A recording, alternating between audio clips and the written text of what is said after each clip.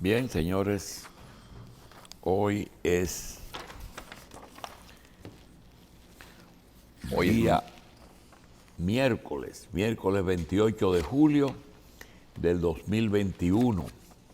La luna está llena y la Iglesia Católica conmemora a los santos Catalina, Tomás, Gerardino, Nazario, Pedro de Bóveda.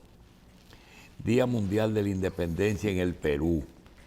Pobre Perú. Ya no es la pobre Asua, sino pobre Perú. Día Mundial contra la hepatitis. La hepatitis. 3 tipos de hepatitis.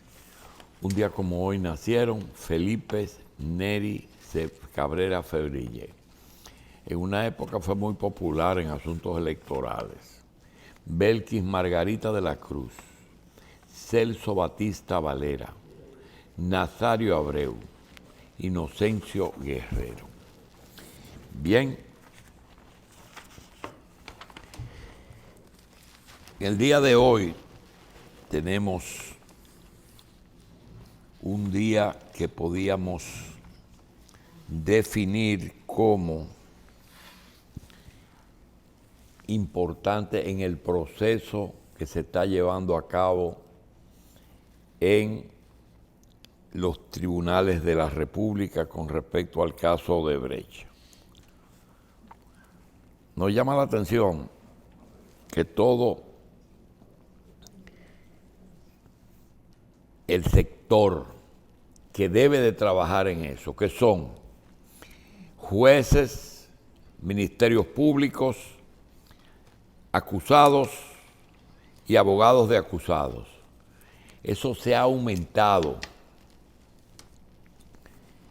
con un caso binacional, es decir, que se está tratando en base a pruebas que aportó Brasil y con el problema de que aquí en República Dominicana se está juzgando una determinada acción, que es el caso de Catalina, pero eso viene desde hace 16 años, 2003, 2004, desde que llega aquí Odebrecht. Entonces, eso ha hecho que prácticamente los 4 años de Hipólito Mejía, los 8 años de Leonel Fernández y los 8 años de Danilo Medina, con toda esa parafrenaria de funcionarios que trabajaron en obras para esa compañía, en una época en que la ley de compras y contrataciones no estaba muy bien regulada, yo creo que de acuerdo a lo que yo estoy oyendo, ese es un caso que va a terminar de esta forma. O ese caso hay que sobreseerlo entero, o ese caso lo que va a terminar es con sentencias mostrencas, que siempre se recordarán como sentencias que se hicieron para salir del paso. ¿Por qué? Porque como van las cosas, yo creo que va a ser imposible que dentro de un proceso estén tantos factores diferentes pesando en unos acusados que fueron seleccionados. Entonces, si tú coges uno de los casos de Odebrecht, uno de los casos, encuentra que hay elementos de todo tipo para poder actuar o que están pesando en el proceso. Uno no le puede tener ningún tipo de crítica a ninguno de los procuradores porque no han podido, porque no es posible llevar un proceso con los elementos que se están sopesando para poderlo llevar. Ayer aparece una petición del Ministerio Público de 10 años para un grupo y de confiscación que viene. Muy bien. ¿Quién se puede oponer a que se combata la corrupción? Nadie, porque la corrupción nos da duro y además ya está teniendo frutos, porque los actuales funcionarios,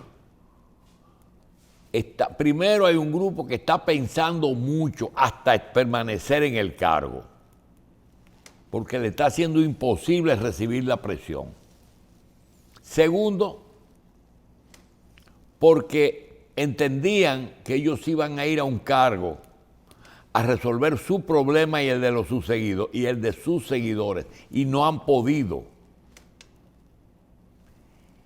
Y hace 2 o 3 días nosotros hicimos un señalamiento de los factores que incidían en los procesos electorales, sobre todo en el área económica.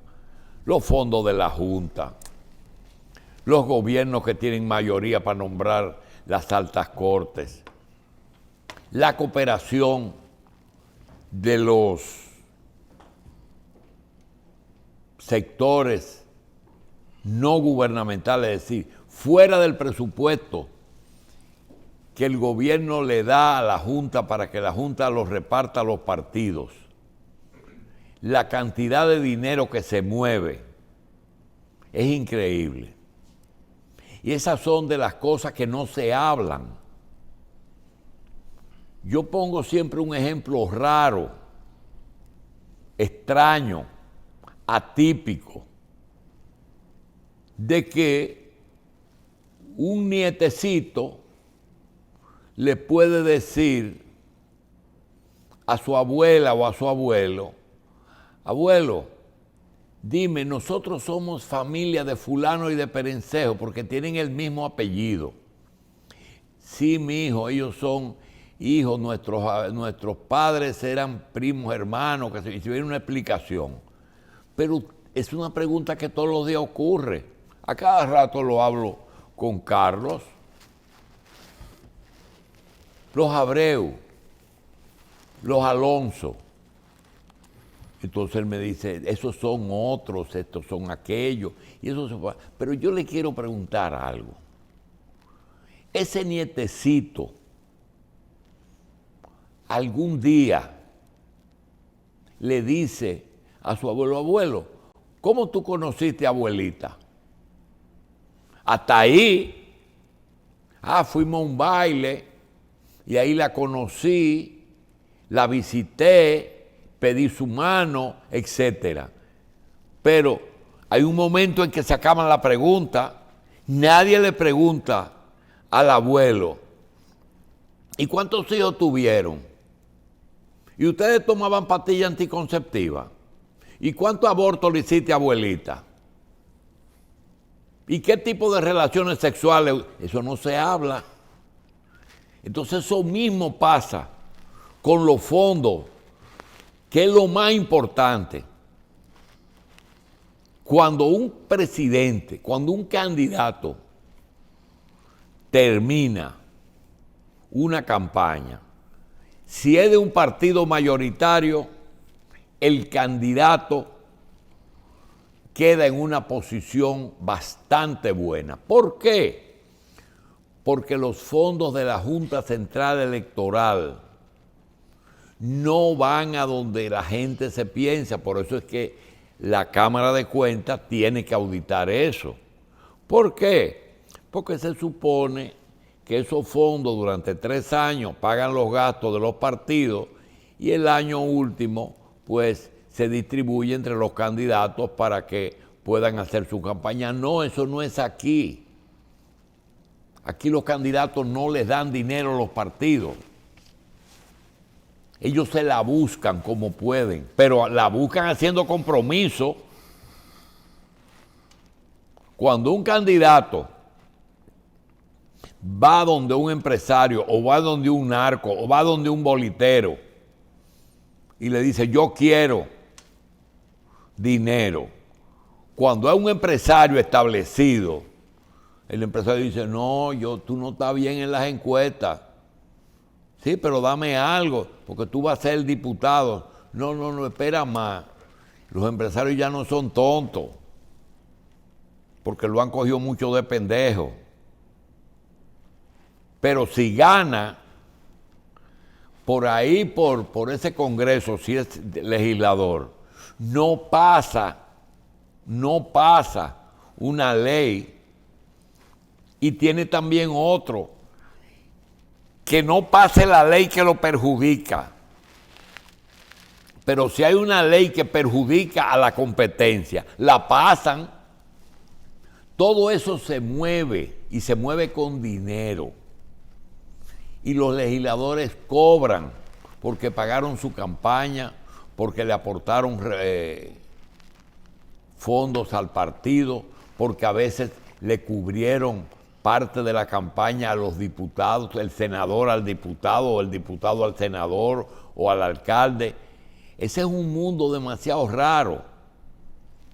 Y hay sectores importantes, como son, por ejemplo, los que se manejan al borde de la ley, que ya no solamente quieren protección, sino que quieren participación. Ya eso no es de que préstame tu plaquita para que la policía no me pare. Ya es un problema de alianza económica, en que todo lo que vaya del juego usted no lo va a aprobar. Y todo lo que perjudique a mi competencia, usted lo va a aprobar, porque yo financié esa campaña. Esa es una situación que está ocasionando problemas cuando tú le colocas el factor anticorrupción. Yo no puedo, porque ahí viene un proyecto de ley que grava a los juegos de azar. Ya no es verdad que Alegría y Gorismoya en el Congreso van a influir, porque eso es lo que va. Y estoy hablando porque son dos líderes del área de juego legal. Cuando tú tienes un candidato que puede ser Gonzalo, o puede ser Leonel, o puede ser Luis Abinader. Yo he visto cheques de acusados que le han dado aportes a partidos que no tenían posibilidades de ganar, pero ellos querían protección, que no lo mencionen. Y le dieron los cheques. Por eso es que ustedes ven que hay partidos que no se meten en la lucha contra la corrupción, porque no pueden, porque hay cheques que ellos cogieron a nombre de ellos. En el año 2000, en el 96, aquí el periódico La Nación publicó un cheque a nombre de Joaquín Balaguer, un cheque a nombre de Leonel Fernández y un cheque a nombre de José Francisco Peña Gómez, de 100,000 pesos cada cheque. Donación, Luis Horacio Cano, un cheque del Bancrédito, cooperación política. Usted sabe el trabajo que le dio a Estados Unidos sacar a ese hombre de aquí. Y no pudo sacar a los socios. No lo pudo sacar. Ese mundo económico es difícil. Ahora mismo hay un problemita, pendejo. Los grandes aportes que se hicieron, recuerde que el PRM era un partido nuevo y pequeño, que iba a pelear con un monstruo que tenía poder, cuarto de la corrupción, todo lo que usted le dé la gana, que era el PLD. Tuvieron que coger dinero a todo el que donó. A todo el que donó le cogieron. Hay una fotografía que se la sacan todos los días al presidente Luis Abinader en un helicóptero en La Vega. Pero eso quiere decir que él es socio. No, que le hicieron un aporte y le prestaron un helicóptero. Ese problema ha traído como consecuencia que los principales donantes fueron los narcos, pero hubo un donante más importante, que era el contratista. El contratista no más quiere dos cosas: que le paguen lo que le deben y que le den obras nuevas. Pagarle lo que le debe es difícil, porque la deuda interna, aquí no se ha discutido de eso, aquí no me dice, que la deuda externa, la deuda externa.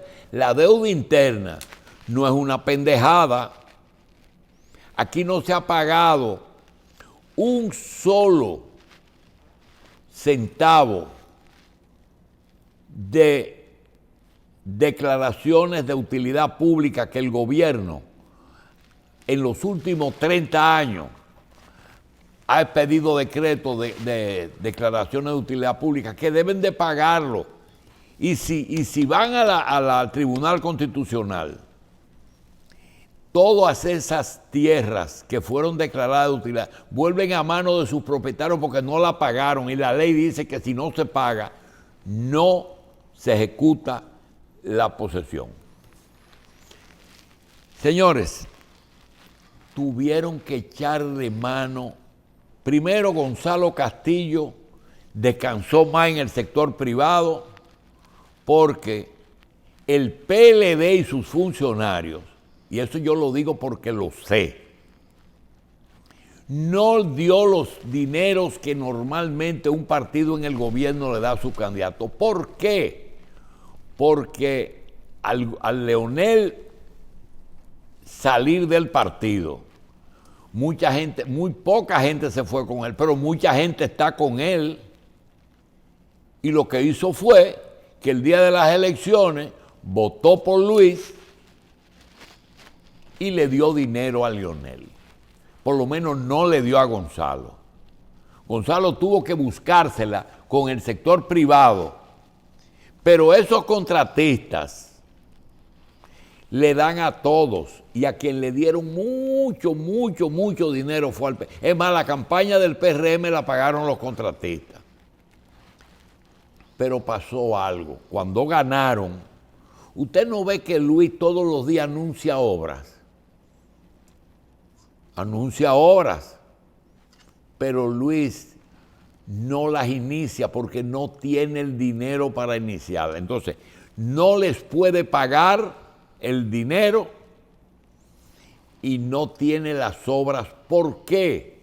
Porque me decía alguien ayer que tú andas el país entero buscando obras, y aquí han asfaltado hasta los callejones. Aquí tú puedes andar sobre asfalto en todo el país. ¿Por qué? Porque Danilo y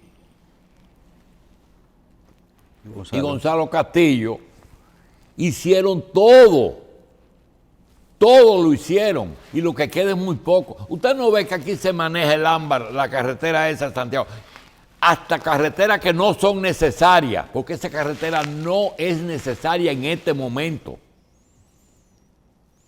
¿Quién va a pagar 400 pesos de peaje por 15 minutos, que se van a ahorrar 15 minutos de tránsito? No es verdad, no es verdad. Tú puedes analizar lo que te dé la gana, pero no es verdad. Hay que ser camionero y hablar con los camioneros y saber cuál es la realidad. Entonces, ¿cuál es el problema de Luis? La mayoría de estos contratistas se han metido a suplidores. Usted ve los contratistas antiguos concursando en compras y contrataciones para vender pendejadas, educación, a los que compran. Cuando tú te encuentras un contratista vendiendo computadoras, es preocupante, pero tú sabes qué fue.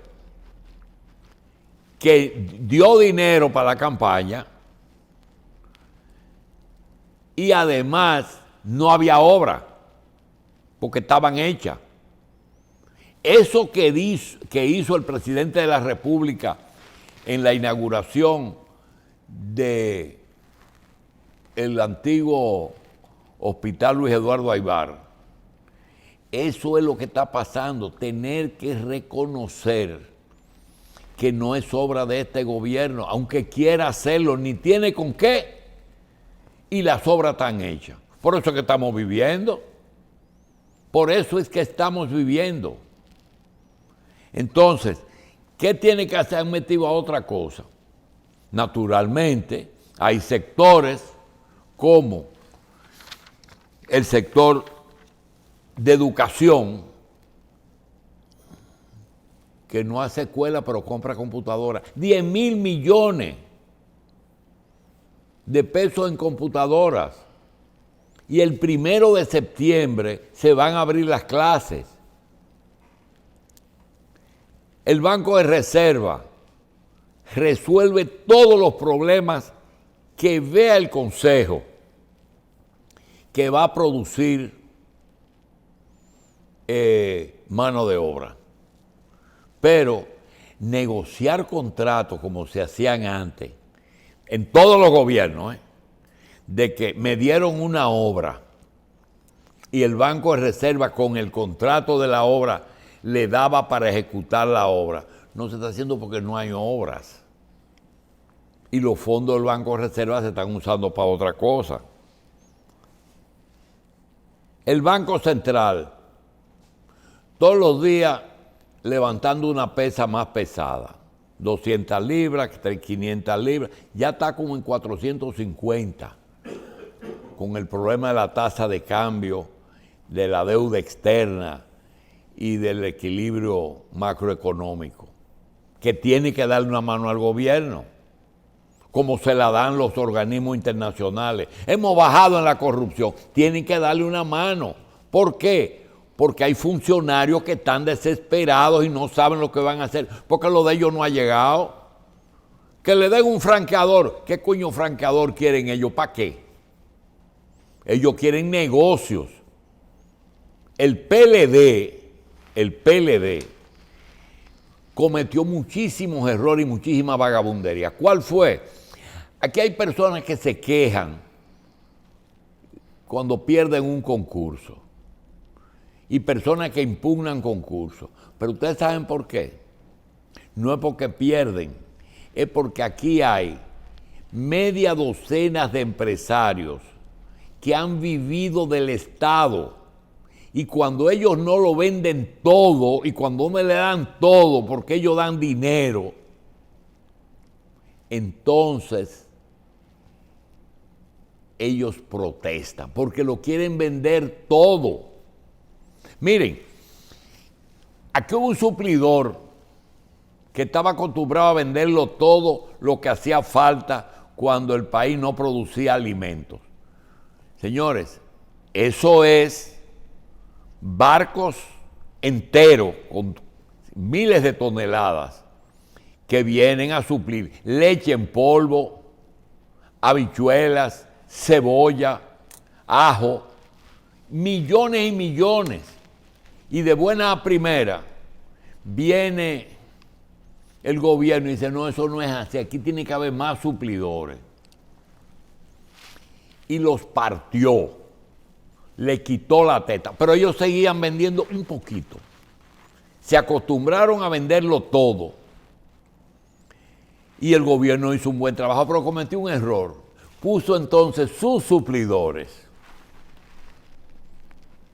Señores, yo conozco 2 suplidores que si la justicia le dice que no tiene fondos para llevar a cabo una investigación, ellos están dispuestos a suplir los fondos para enjuiciar y condenar a un sector del gobierno de Danilo Medina que lo desplazó. Y tiene nombre, apellido y apodo. Entonces, ese problema es un problema grande, porque los problemas económicos al final son los que prevalecen. El presidente, desesperado por hacer cosas, le dicen: tu país ha mejorado con la corrupción, pero ¿por qué no dicen ya un país diferente? No se lo dicen por una razón, porque ya tiene 3 o 4 casos que no puede explicar, pequeños, pero se equivocaron 2 o 3.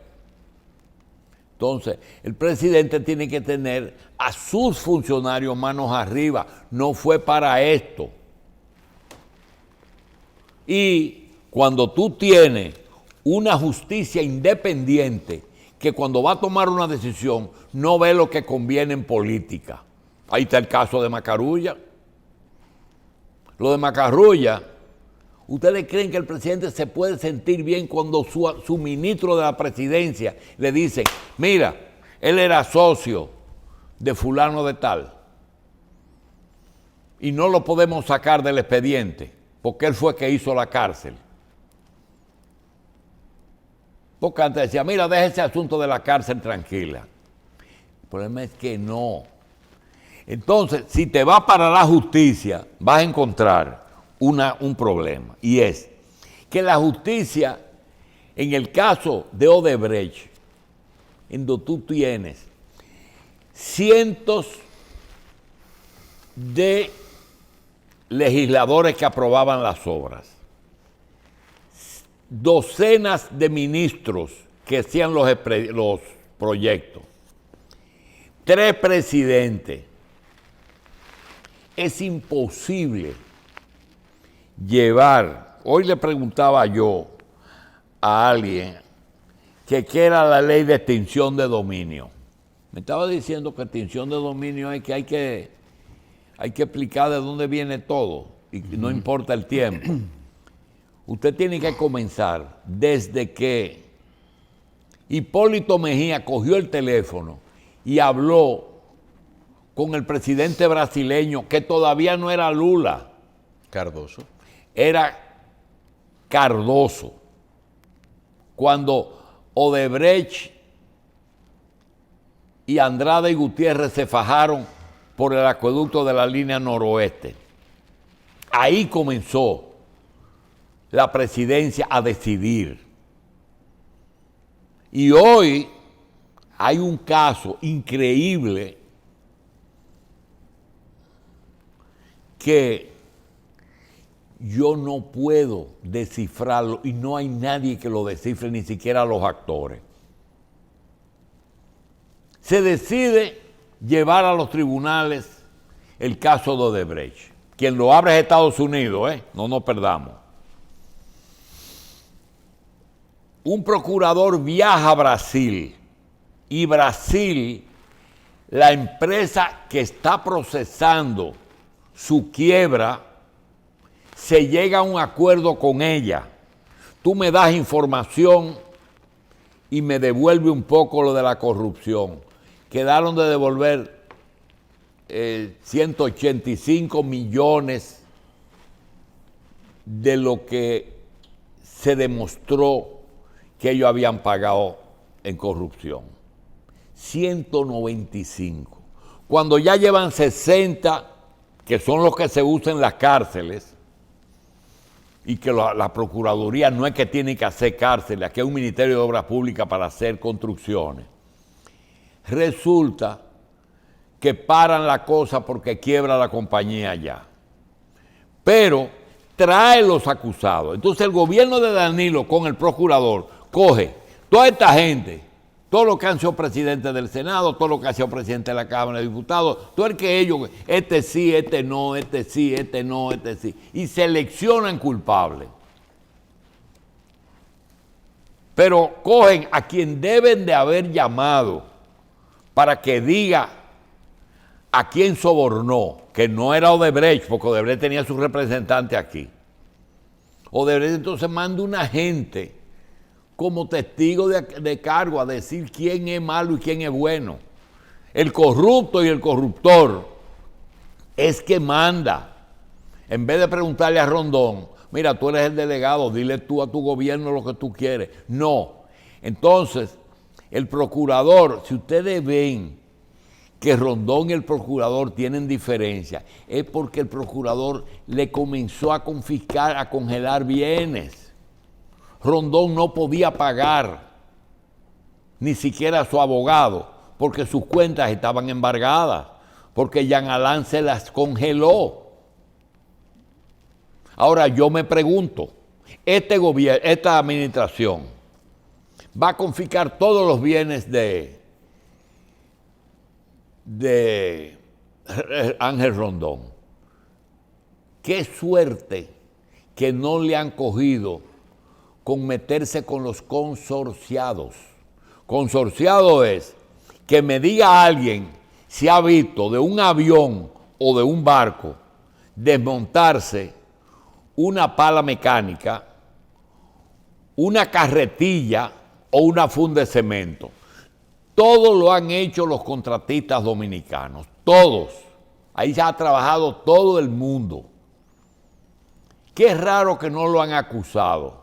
Y miren, le voy a decir una cosa, cuando se presentaba un proyecto, no era Rondón el único que iba al Congreso a buscar que aprueben rápido el proyecto. Los consorciados sabían ya que ellos iban a hacer una parte. Entonces, ese problemita lo están resolviendo en una forma rarísima, que es con un componente personal. Un componente personal. Los guardaespaldas de Miriam eran los guardaespaldas de Víctor Díaz. Yo te voy a prestar un hombre de confianza para que... Era su amigo. Ella se inhibe por lo de Víctor Díaz, pero ya había dicho cuando era jueza, aquí hay que buscar pruebas. Berenice y Víctor Díaz tienen un problema pendiente, porque él le decía, esa muchachita de mierda, cuando nosotros ganemos, ella va a saber lo que es cajeta. Y ella ahora le ganó el pleito a Guido y a Miriam. Miriam y Guido no querían que a Víctor Díaz le pidan 10 años. No lo quería, pero ganó el pleito Berenice. Eso está pasando en la justicia, ¿eh? Miriam Germán y Guido Gómez Mazara, que es un procurador adjunto, no quería y no pudieron sacar del expediente a Víctor Díaz. Ganó Berenice. Ya lo que pase no importa, pero ella lo sometió, ella hizo lo que tenía que hacer. Y Jean Alain, que lo andan buscando, ya está preso, es el que tiene que decir qué maldito acuerdo hizo con Brasil. ¿Cuál es el acuerdo que él firmó en Brasil como procurador? Pero no lo tienen preso por corrupto. Coño, eso no va a terminar bien, ese es un tollo. Ese es un tollo. Entonces, ese problema con tantos actores, presidentes, ministros, directores, legisladores, diputados y senadores, contratistas, consorciados, abogados, hay abogados presos y acusados. Hay unos que están pidiendo 5 años para él y confiscación de bienes. ¿Quién fue el primero que hizo el embargo conservatorio de esas cuentas? Yo recuerdo que hay uno de ellos que tenía un negocio colateral de publicidad y no podía hacer el cheque del pago de la publicidad porque los cuartos estaban frisados. Entonces, señores, si el Ministerio Público pactó con Odebrecht, ¿cómo va a confiscar al delegado de Odebrecht aquí? Eso no tiene sentido. Si pactaron con el jefe, ¿por qué van a meter preso y confiscar al empleado? Porque él era empleado de Odebrecht, contractual, pero era así. Entonces, esos componentes personales de que Víctor Díaz tenía un problemita con Berenice, pero tenía buenas relaciones con Guido y mucha gente debe estar diciendo, ¿por qué te está mentando a Guido? Señor Guido Gómez, yo quiero que ustedes sepan que aquí hay una cantidad de personas. Por ejemplo, ustedes saben que en la oficina de transporte quien manda es Hernani Salazar. En una oficina que hay de transporte. En la DGC. Creo que DGC. No, Intran una cosa así. Tú sabías que Guido, en Edenorte, en la Procuraduría, quiero decir que él no manda en el Banco de Reserva. Él tiene buenas relaciones, pero no ha podido penetrar con Samuel, porque Samuel se ha cuidado. Sí. Entonces... Hipólito también, una gente que el rey de Zapata. Sí, pero Hipólito no cabildea, ni está metido. Él lo ayuda al sector agropecuario, porque eso se lo entregó Luis a él. Toda la gente del sector agropecuario son de Hipólito. Y por la misma naturaleza del sector también, que son conocidos entre sí todito. Que todo lo del sector agropecuario son de alguna manera relacionados. Porque él lo buscó. Él lo buscó. Entonces, ese problema es un problema serio que debe terminar con el sobrecimiento. Algunos dicen que los que se arrastraron como serpientes frente al poder de Yagalán y del gobierno pasado.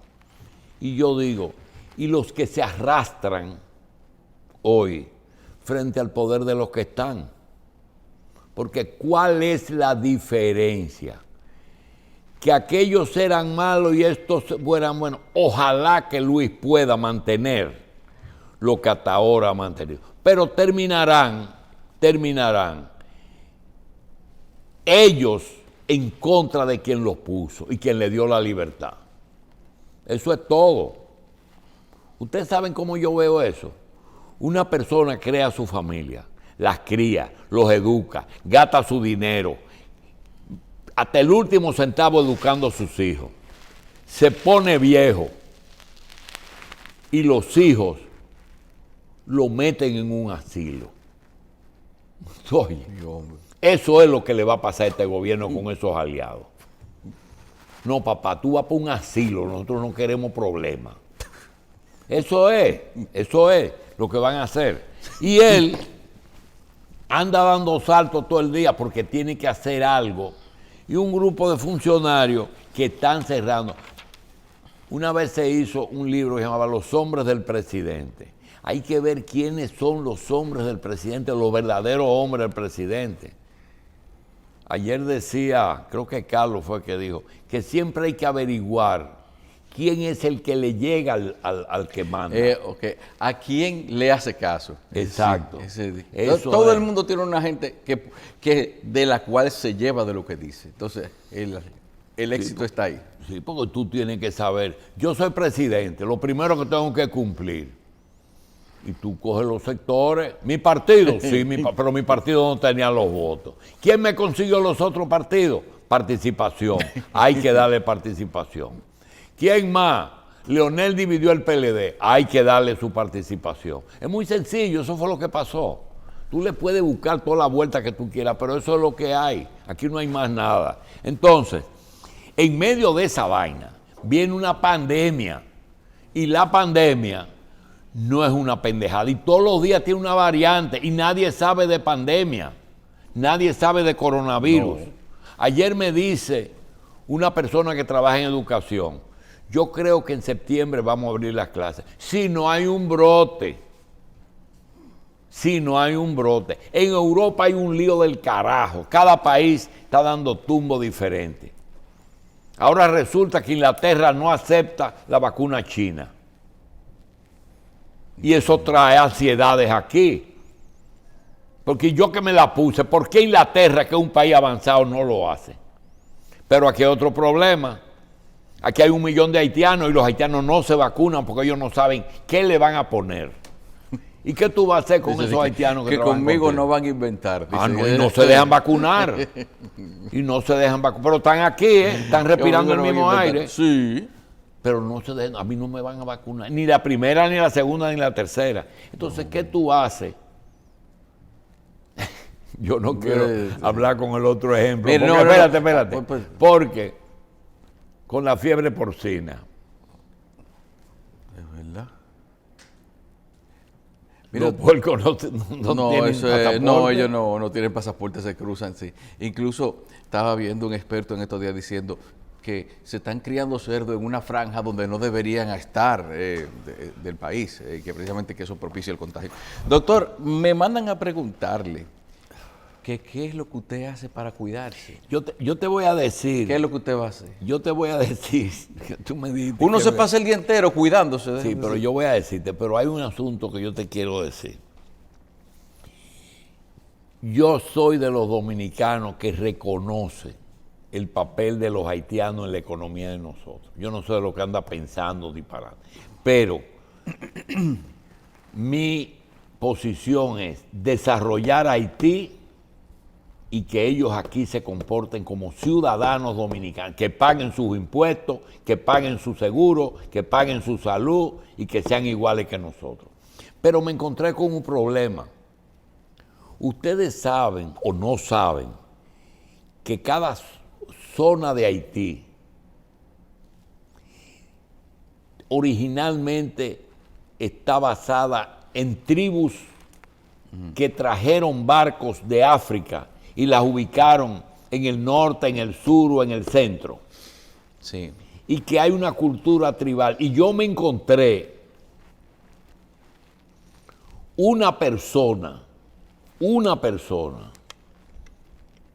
que me puso a pensar y seguir preguntando. Que cuando esos jóvenes vienen aquí, hay personas hay haitianos que vienen aquí y ven cosas que nunca en su vida vieron. ¿Tú me puedes creer? Pero claro, doctor. Mire.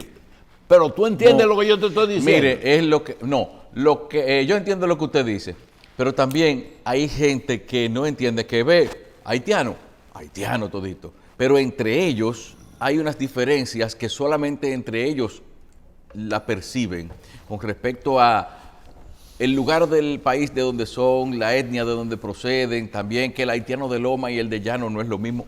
Esas son de las cosas que hay. Muchas diferencias internas entre ellos mismos que aquí y en el mundo no se entienden. Aquí hubo un embajador de Haití que era muy popular, es decir, tenía muchos amigos aquí, porque fue 2 veces embajador, que era muy sincero y conocía bien el problema dominicano.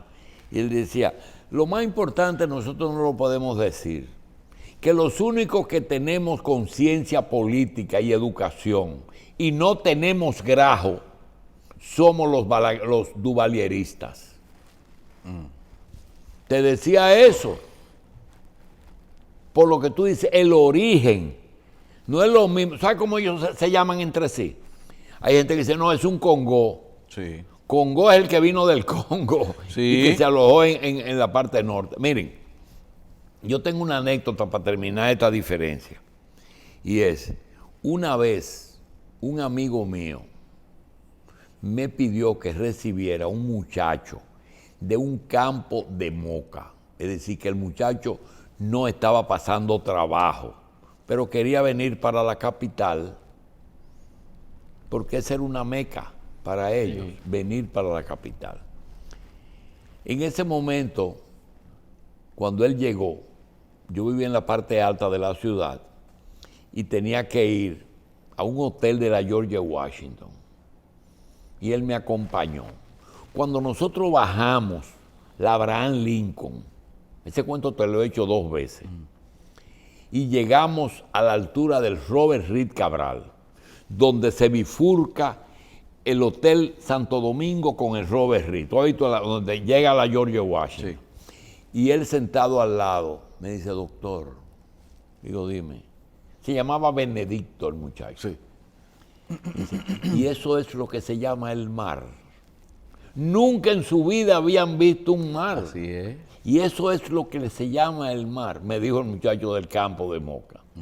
Entonces yo te digo, cuando tú tienes una población que es el 10% de la población de nuestro país, que está aquí, y dice yo no me voy a vacunar, cuando tú tienes un gobierno que no puede cumplir con la gente que lo llevaron, porque ni tiene los cargos, ni tiene el dinero, ni tiene la sobra para dársela a esa gente, lo de nosotros es difícil.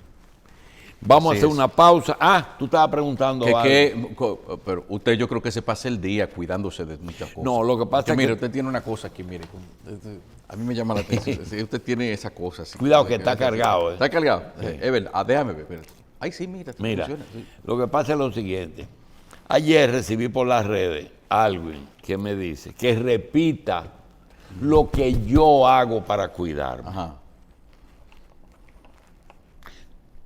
Y lo voy a repetir con una variante. Primero, nunca supe por qué me dio ni quién me contaminó, pero tuve el coronavirus. Sí. Y quiero decirte una cosa, y tuve 2 noches interno en la clínica Abreu en cuidados intensivos, no intubado, pero en cuidados intensivos, desconectado de la familia y de todo el mundo, 2 noches. Con 3 días. Entonces, cuando salí, el gobierno, cuando eso no había vacuna, vino la vacuna. Los muchachos míos quisieron que yo me vacune con la China. Me vacuné con la China. Cumplí 1 mes y me vacuné. Tengo las 2. Ahora estoy esperando, que para Pfizer. Ahora, ¿qué yo hago mientras tanto? Por la mañana, después del baño, yo me tomo mis medicamentos normales, pero tengo 2 cosas que me bebo. Vitamina C y vitamina D. 5,000 unidades de vitamina D y 500 miligramos de vitamina C. Entonces, hago 2 cosas. El X-Clear, que es un spray nasal, que por cierto, hay que gestionar el por qué un producto que está registrado en la FDA tiene tantos obstáculos. Parece que hay que aplicarle la ley antimonopolio. Hay un spray que está presionando a las farmacias para que no tengan este. Y este solamente se puede conseguir en un teléfono. Entonces yo uso este spray en cada fosa nasal por la mañana y repito la dosis cuando yo regreso de la calle a las 7 de la noche. X-Clear. Y algo que hago yo y que no se lo recomiendo a nadie, porque no he visto ninguna literatura al respecto, pero lo hago porque me da la gana, es que hago un buche de agua de sal. ¿Tú sabes lo que es un buche? Oh, sí, eso no. Uno en la mañana y otro en la noche. Eso es todo lo que yo hago, fuera de mascarilla, de distanciamiento, nadie más de 1 metro, a menos de 1 metro. Y eso que tú estás loco por enseñarlo. No, es novedoso. Sí, pero que esto es alcohol, entonces me lavo las manos y puedo usar en la superficie esto.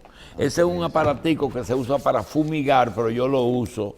Yo no le recomiendo. Para fumigar. Pero yo recomiendo algo más pequeño, miren. Sí. No hay que tener una cosa tan grande. No, siempre tener su manita limpia, además. Sí. Doctor, no, y el calor en ¿cómo finalmente nosotros hemos terminado habituándonos a hacer parte de nuestra vida lo que es no salir sin la mascarilla, lavarnos las manos donde quiera? Ya, es un asunto que se demuestra que uno puede habituarse a los cambios. A lo malo nadie se acostumbra.